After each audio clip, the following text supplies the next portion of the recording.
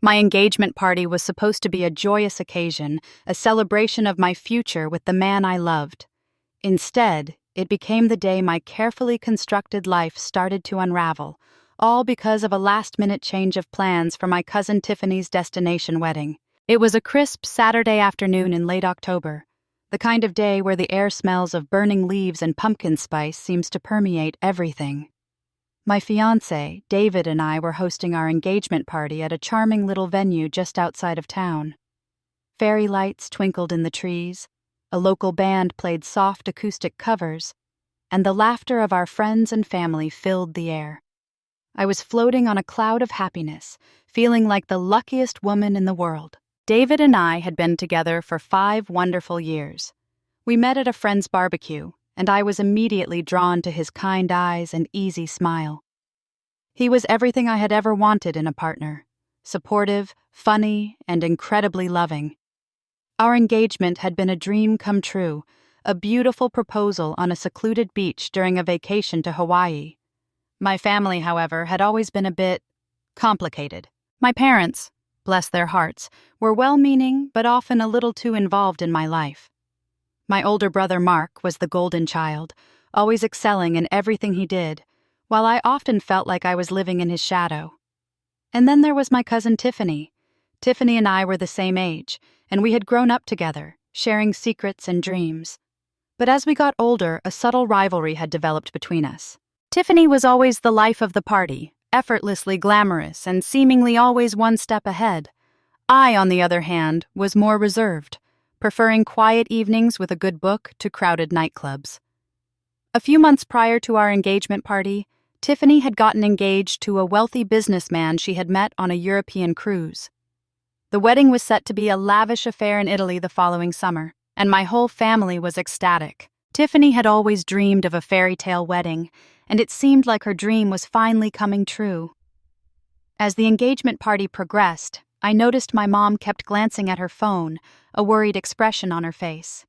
I tried to ignore it, focusing on the conversations around me, the warmth of David's hand in mine, but a nagging feeling of unease began to creep in.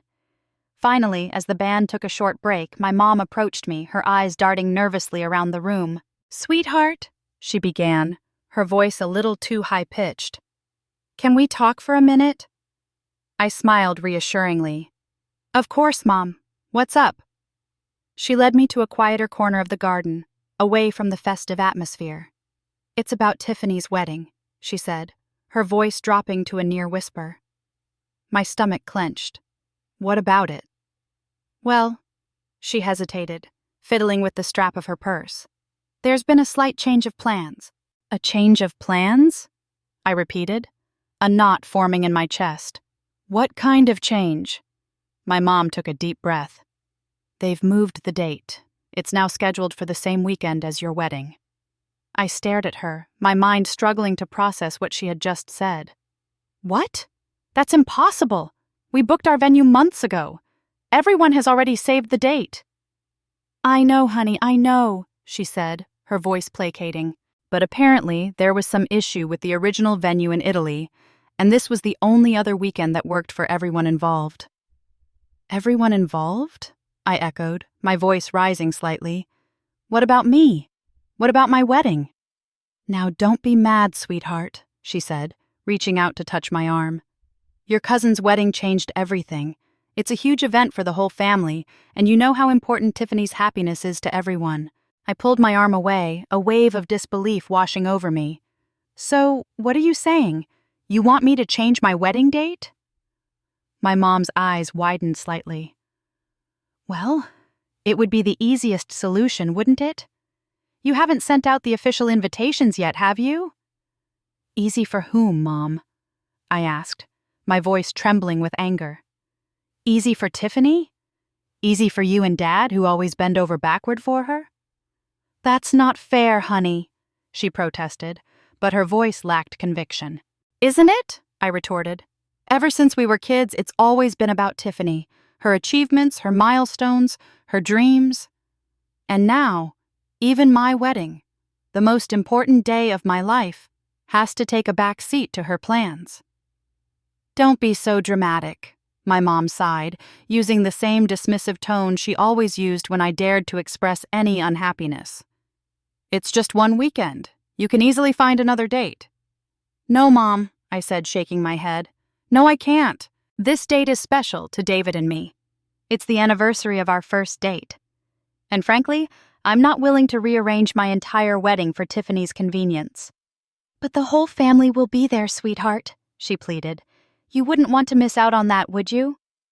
"And what about my family?" I asked, gesturing towards the party guests. "Are you suggesting that none of them matter? That their plans should be disrupted because Tiffany decided to change her wedding date at the last minute?" My mom looked flustered. "Of course not, honey. But you know how much this means to Tiffany." "And you know how much my wedding means to me," I countered. "Or do you not?" A tense silence hung in the air between us.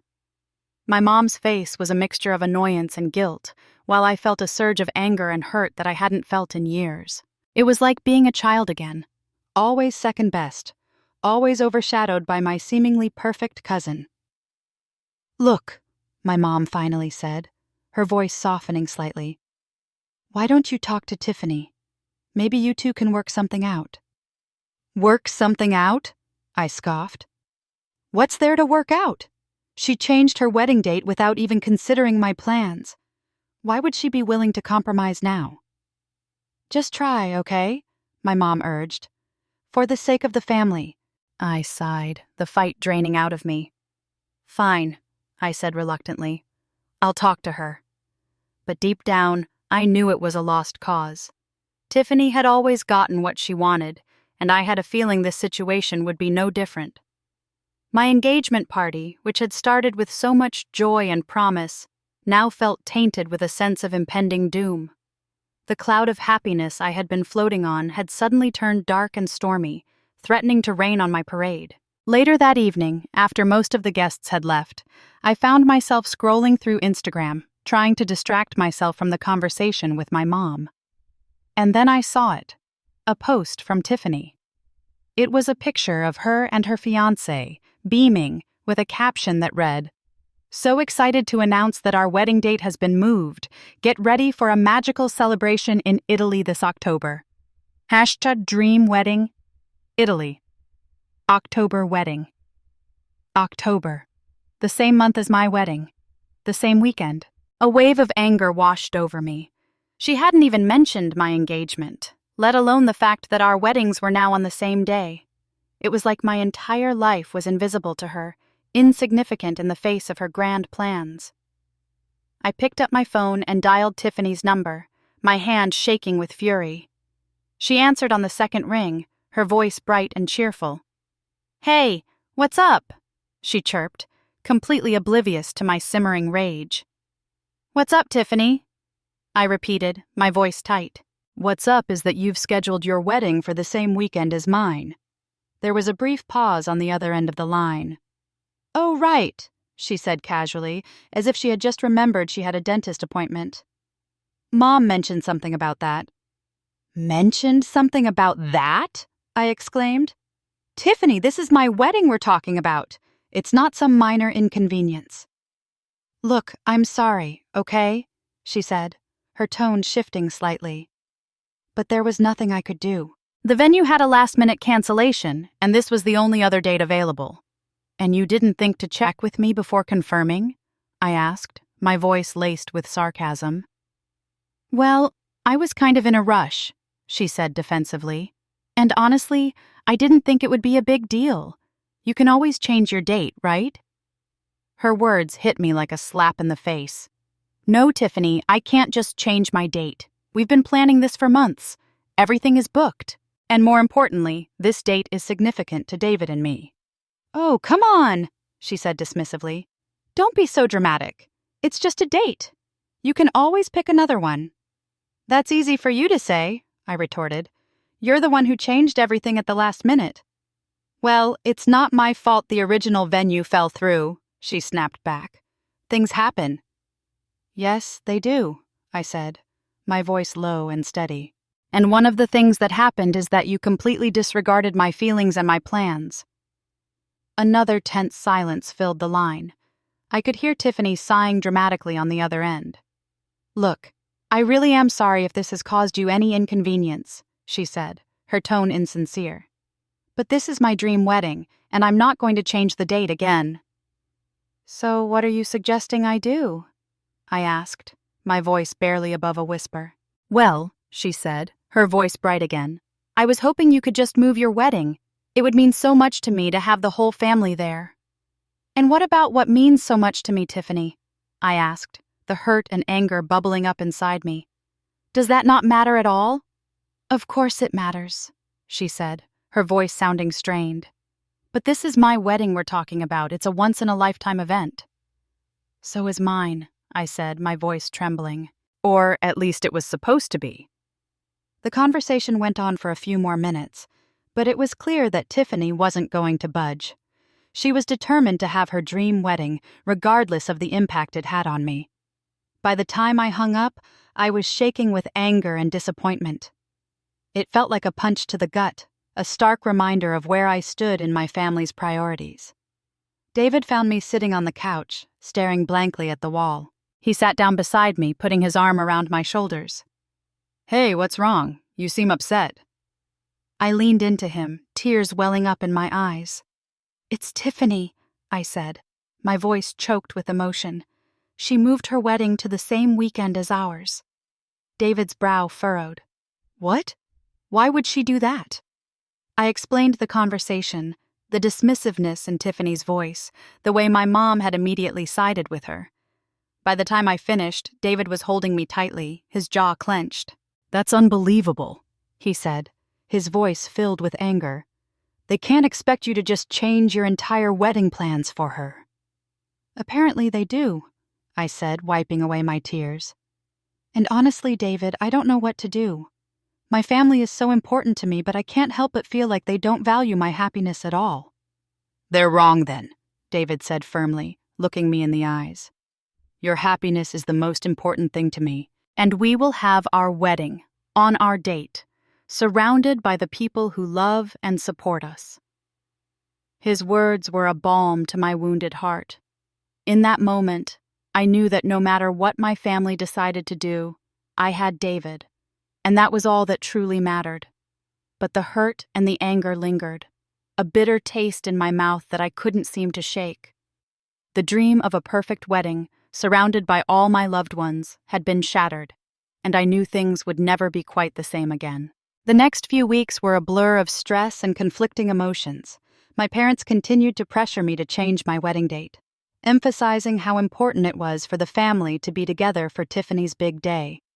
They painted me as selfish and unaccommodating, making me feel guilty for not prioritizing my cousin's wedding over my own.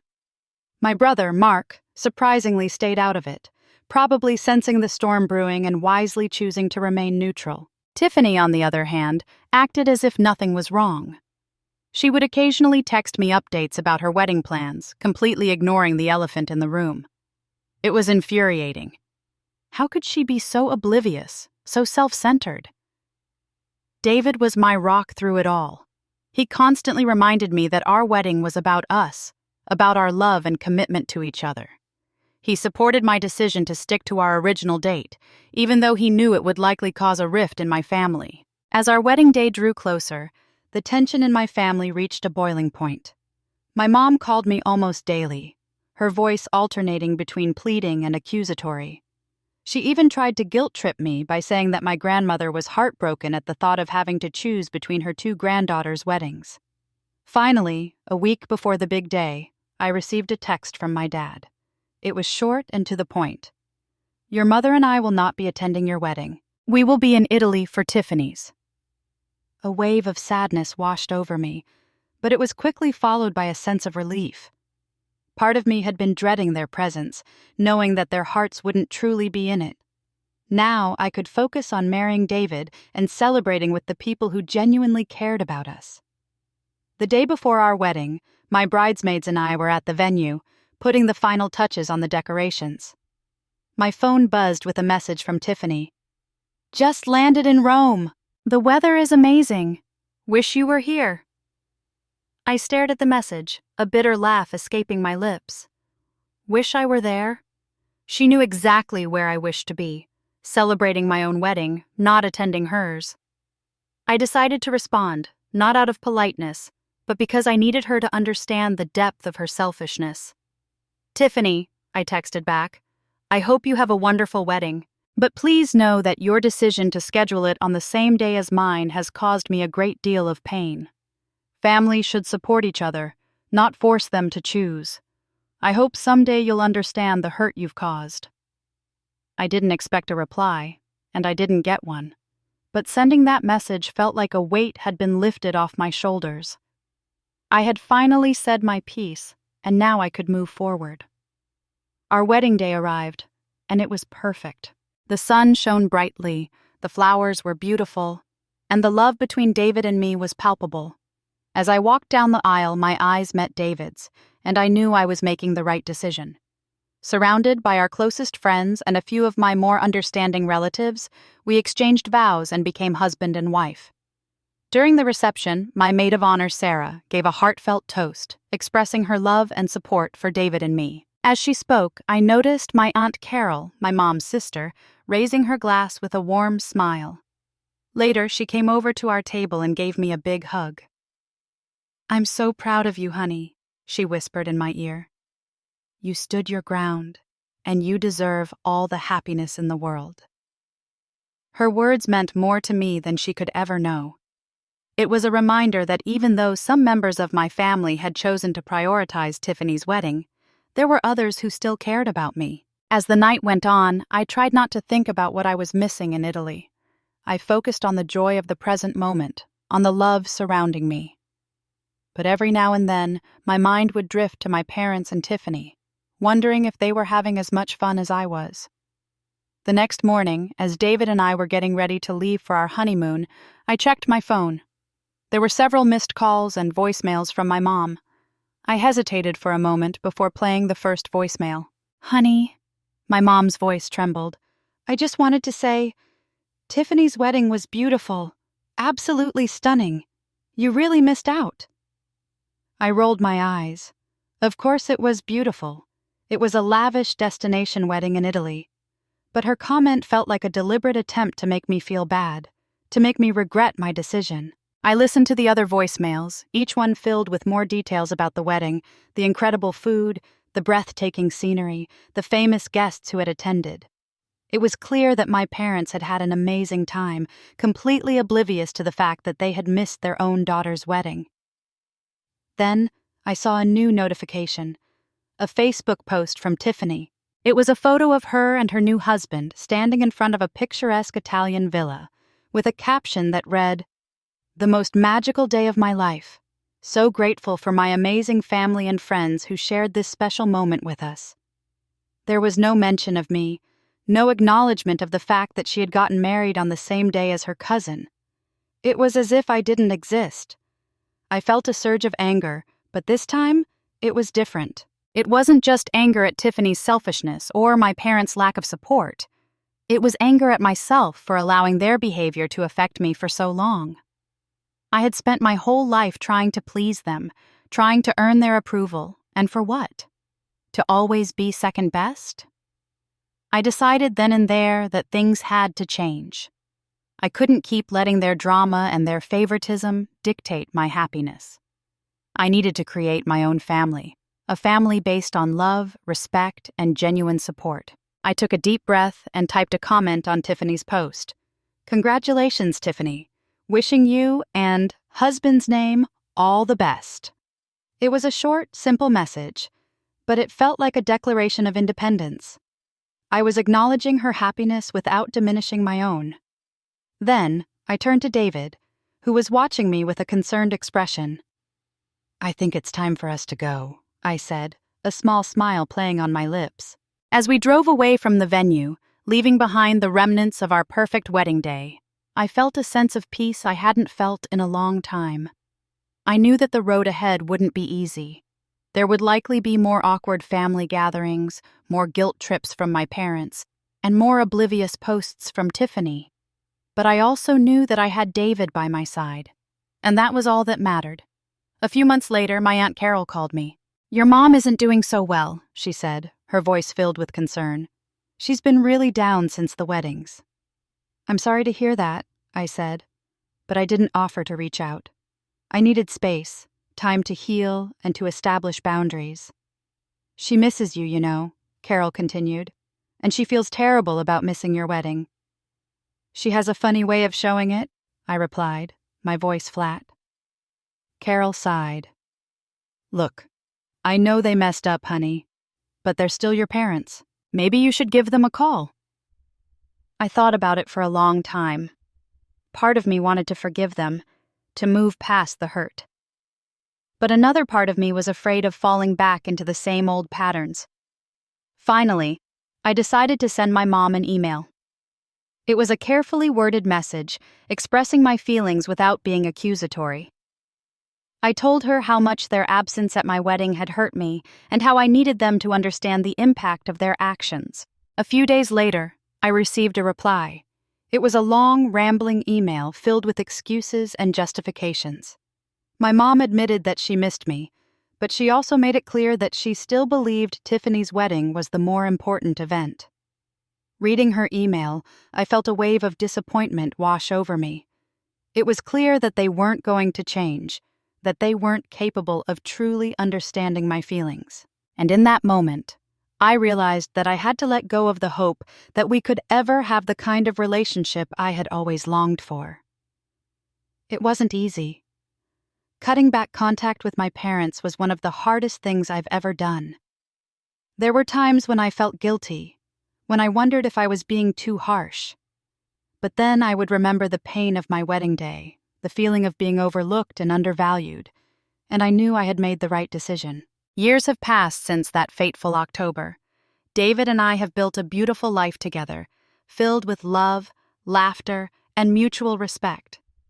We've created our own traditions, our own family, made up of people who truly cherish us for who we are. My relationship with my parents remains strained. We have occasional contact, but it's mostly superficial. Tiffany is still Tiffany, posting glamorous photos of her seemingly perfect life on social media. I've learned to scroll past them without feeling a pang of jealousy or resentment. Looking back, I realized that my cousin's wedding, and my family's reaction to it, was a turning point in my life. It forced me to confront the toxic dynamics that had always existed within my family and to finally prioritize my own happiness. It taught me that blood doesn't always mean loyalty and that sometimes the most loving thing you can do is to create some distance.